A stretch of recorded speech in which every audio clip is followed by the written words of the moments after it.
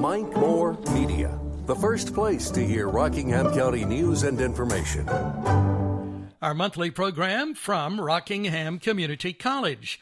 And on the line, Lori Murphy, Department Chair, Math and Learning Support Services at RCC, and Celeste Alice, Dean of Arts and Sciences. Lori and Celeste, welcome. How are you? Wonderful, thank you. Good. Well, it's good to have you both. Good to have you both on the program. We have a lot to cover, so let's jump right in. Lori, we're talking about the Associate in Arts program. What is the purpose of that, Lori? Hello, Mike. The Associate in Arts program is for students planning to obtain a bachelor's degree from a four-year institution. It is recommended for students majoring in liberal arts disciplines or seeking training at a professional school. Universities typically recommend Associate in Arts for a wide variety of majors, from communications and music to business and information systems. It is our most popular transfer program. Roughly 30% of entering freshmen declare Associate in Arts as their program of study. Well, this is something that I know hasn't been in place that long at RCC, but apparently being well received. Are there other transfer programs? There are. We also have an Associate in Science degree. The major difference between the Associate in Arts and the Associate in Science is the number and types of math and science courses that are required. The Associate in Science degree typically leads to bachelor's degrees in science-related or engineering fields. Currently, the Associate in Science program is our third most popular, closely behind pre-nursing. We also have an Associate in Fine Arts program, which transfers into a Bachelor of Fine Arts, and an Early Childhood Education program that leads to licensure to teach kindergarten and preschool. Okay. Tell us how this works. So what is the transfer process? Well, there's a lot involved. Our purpose as advisors is to help students select the right courses for their intended major at the university and to help the students select their major. So at RCC, we recommend students take our College Transfer Success course during their first semester. Mm-hmm. In that course, they take several self-assessments to identify their interests and preferences, and that helps us to recommend careers and majors for them. It's kind of like a University 101 course at a university. Mm-hmm. Okay. Is there an articulation agreement between RCC and the university? Yes, there is. In order to make transfer as seamless as possible for community college students, the North Carolina General Assembly passed legislation for the North Carolina Community College System and the University of North Carolina System to develop an agreement, now known as the Comprehensive Articulation Agreement, or more simply, CAA. The CAA establishes procedures for community college students to transfer to a UNC institution. Okay, so in 2015, another articulation agreement was reached called the Independent Comprehensive Articulation Agreement, or ICAA, between North Carolina Community College System and a group of independent colleges. Several local colleges are part of that agreement: Greensboro College, Guilford College, High Point University, and Salem, to name a few. It has the same protections and benefits, but that was a more recent development. Mm-hmm. Okay.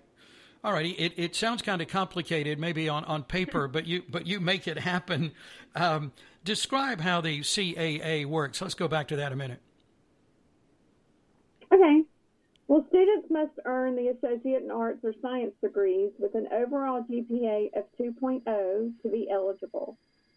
Students meeting conditions of the CAA are guaranteed admission to one of the 16 UNC institutions, but not guaranteed admission to the institution or major of choice. A somewhat obvious example is engineering at North Carolina State. That program is highly competitive. And there's also a transfer advisory committee that consists of 4 community college representatives and 4 UNC representatives. This transfer advisory committee, known as the TAC, reviews changes in procedures and categorizations of courses, so it's an ongoing process to review the CAA. Another benefit for students is that if they they transfer to UNC, they will have fulfilled all of UNC's lower division general education requirements, so they should transfer in as juniors. Okay. What are the categories of transfer courses? Tell us about that. Okay, here's where it really begins to get a little complicated. Okay. So there are 3 different categories. I'm going to talk about one, and then Lori's going to introduce the other 2. All right. The first one is called the Universal General Education Transfer Component. We call those UGETC, UGETC courses. So UGETC courses represent about half of the degree, about a minimum of 30 hours. These are courses that transfer to all UNC institutions as indicated by the course title. A good example is public speaking at RCC is accepted as public speaking at every UNC system. Others include U.S. history, general biology, statistics, general psychology, and many more classes. And why wouldn't a student prefer to take U.S. history at RCC in a class of 28 students versus a class of more than 100 at a university? It's going to be the same credit. Oh, wow, of course, sure, yeah. And then Lori's going to tell you about the next 2. Okay. Okay. So the second category of courses within the CAA is known as general education. Courses in this list were not universally approved. In some cases, there could be 1 or 2 institutions maybe that didn't agree. Some examples of general education courses include sociology of the family, introduction to computers, and critical thinking. Then the last group of courses is known as pre-major or elective courses. These are courses that tend to be more specific for a particular major. Examples of pre-major courses might include ceramics, anatomy and physiology, or accounting. I'm really impressed. There are so many different ways to go here. How do advisors know which courses a student should take? How does that process work? Well, it used to be a lot more complicated before the CAA. What's happened with the latest version of the CAA is that the universities have developed baccalaureate degree plans that we call BDPs. We have an acronym for everything. I believe, yeah. The baccalaureate degree plans are advising tools that the universities prepare that tell us what students should take in order to study certain majors. So each UNC system school has on their website a list of majors, and then each major then links to a BDP for that major. Mm-hmm. So they'll tell us things like if American history is required versus world history, or if a student needs 1 or 2 science classes, or whether a student has to have physical education or foreign language, for example. Now this was a major undertaking for the universities, and it's been an ongoing process, but it's something that we value extremely at the community college as advisors.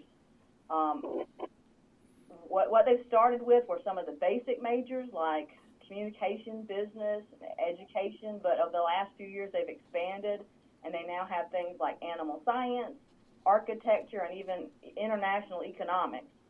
So we show the students how to find these BDPs in that transfer success course. So if, and often that's when at RCC, their plans change, they can find this reference and change their course of study while they're here. So that's typically what happens is a lot of students think they want to study one thing when they come to RCC, and during their first semester they change their mind. So mm-hmm. that's why we're here. Yeah, okay. I understand. Okay, how does Rockingham Community College collaborate with the universities? Well, we are really excited. We currently have 3 co-admission programs. So our first that we established was with UNCG, and it's called Spartan Passage. That was followed by Aggie Plus with North Carolina A&T. And then the third one we've established is Pirate Promise with East Carolina. In all 3 cases, representatives from these institutions advise transfer students. So these students are also advised by an RCC advisor. So we kind of double team them. Mm-hmm. These university representatives hold office hours on our campus to meet with our students throughout the semester. And another wonderful benefit is that the application fees to these universities are waived. And these representatives also participate in our program advisory meetings and have actually joined us for new student orientation to introduce themselves to new students who may be interested in the program. During the pandemic this spring and summer, they've offered virtual meetings for our students, which has worked well. So I anticipate they'll continue to do that moving into the future. Yeah, okay. There's other benefits too. In the Spartan Passage, our agreement with UNCG, students have access to the Kaplan Center for Wellness and are allowed to participate in campus activities and events. And given our proximity to UNCG, this has been an attractive benefit for us. And also for Pirate Promise with ECU, students can purchase discounted athletic tickets and they have access to activities. And North Carolina A&T hosts Aggie Plus Day on their campus for community college participants to come experience that campus. There are really a lot of advantages, a lot of benefits involved in all of this, isn't there? Yeah, absolutely. Yeah. Understand there may be something new coming up in the fall for Associate in Arts program. Tell us about that. Well, this has been a long process. We've been working on this for about 4 years now, but starting this fall, students can earn the Associate in Arts degree completely online. So that means they can earn this degree without setting foot on campus. So not every course will be offered online, but most will be, and students will still have several options within each of those three categories we explained earlier, the UGET-C, the general ed, and the pre-major electives. And Lori's going to tell you about some more things involved with the online program. Sure, okay. Yeah, and it's pretty timely with the pandemic in place, but not even knowing that was coming. So, But in addition, admissions has implemented virtual new student orientations and advising sessions, so students don't have to come to campus to do our new student orientation or advising.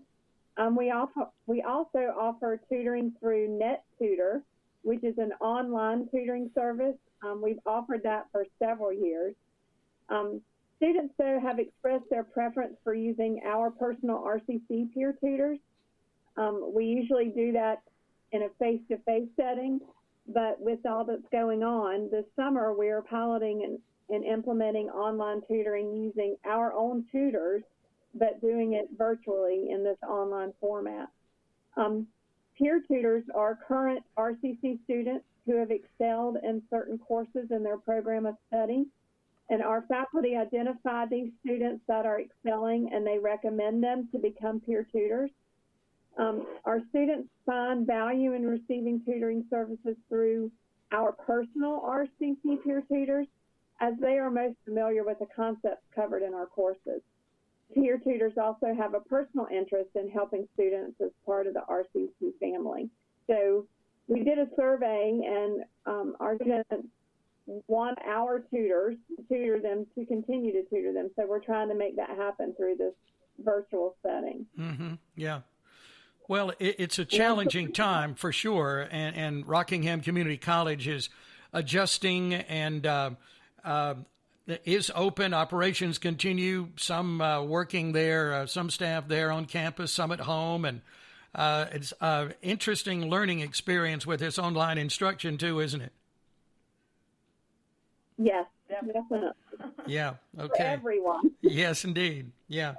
Okay. Let's have one other point about admissions too. All right. So not only are we instructional side going virtual. Yeah, we have the admissions office and student development is developing some forms for online so that students can do everything online. They can apply for graduation, they can request a change of program, they can withdraw from a class, so on and so forth. So that's all part of this process to get the program online. Okay. Yep, that makes it easy for sure. So adjusting as we need to. I want to know how our students, how RCC students perform when they transfer to a university. How does that look? Well, they do very well when they transfer. The most recent data we have tracked students who completed 30 or more hours, which is the equivalent of 1 year of full-time enrollment, and then they transfer